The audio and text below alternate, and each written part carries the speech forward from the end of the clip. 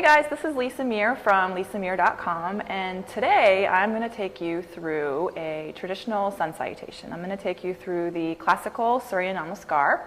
It's the classical variation on sun salutations from India, and I wanted to take you guys through the sun salutation in this traditional way so that when you go to class and it's maybe not explained to you exactly what you could be doing, not should, but could be doing, that you'll have a better understanding of what exactly is going on in a, again, classical sun salutation.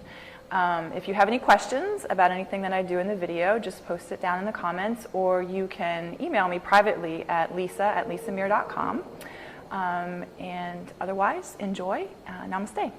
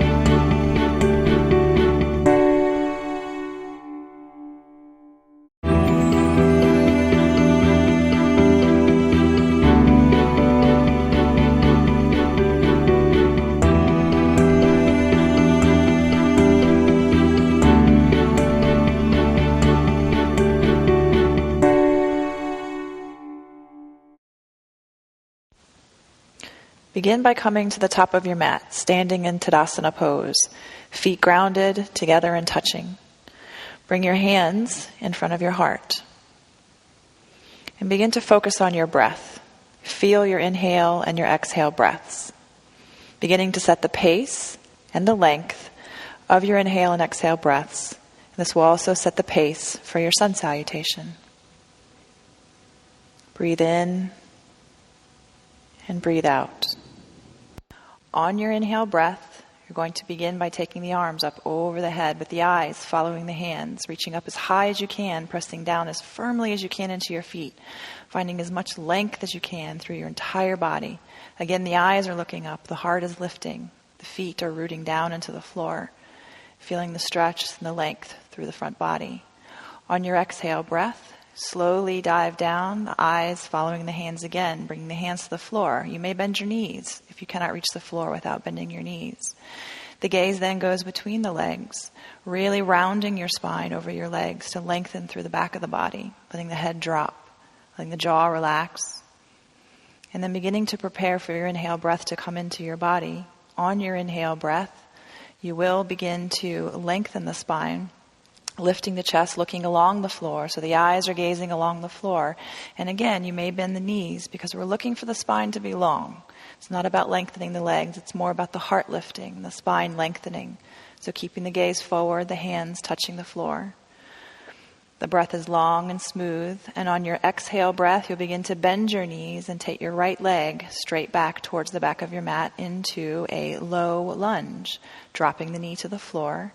Keeping the hands grounded into the floor. On your inhale breath, lift the chest, lift the eyes. Again, it's really important where the eyes go on your sun salutation. Your intention now in lifting and lengthening and feeling the lengthening through the entire front body all the way down into the right hip. And then on your exhale breath, your gaze will go back down towards the floor, stepping back into plank pose, into Palkhivala, the top of a push-up. Here again, the arms are long and strong, grounding the hands into the floor, pressing back firmly through the heels. The belly engaged, the tailbone scooping down towards the heels. The gaze is right between the hands. On your exhale breath, you're going to release your knees, your chest, and your chin to the floor, keeping your elbows in tight towards your body. Your hips are lifted, your toes are untucked, looking forward, looking towards your nose, actually, to keep your gaze focused. The shoulders are pulled back away from the floor. The belly is engaged and strong. And on your next inhale breath, slide forward into Sarpasana, baby cobra. So there's barely any weight on the hands, pressing into the tops of the feet, reaching back through the toes, reaching out through the crown of the head. The gaze is along the floor. And then on your next inhale breath, you will prepare to come up into cobra, into Bhujangasana, pressing the hands into the floor, lifting from the lower belly, lifting the heart, keeping the elbows in tight to the body, shoulders back, shoulders down away from the ears. The gaze goes up. And then on your exhale breath, you're going to press back into hands and knees, tuck the toes, and reach back into downward facing dog, Adho Mukha Svanasana. The gaze now is back towards the belly button, towards the knees, pressing firmly into the hands, spreading the fingers as wide as you can. And the knees can be soft here, so again, the spine is more important than the length of the legs. The spine is long, the breath is smooth. And we'll begin to prepare to gaze forward on the inhale breath. So on your inhale breath, look forward towards the front of your mat.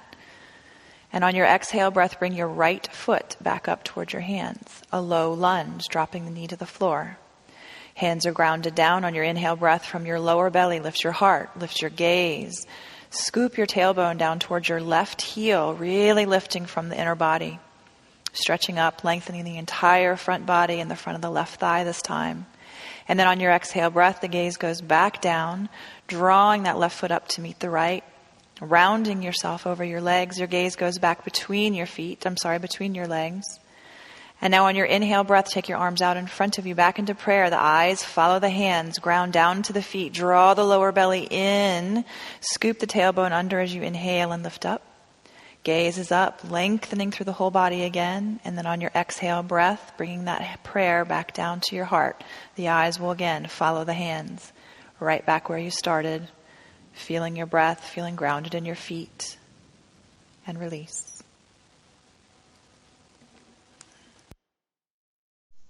Come back up to the top of your mat and prepare to do the left side.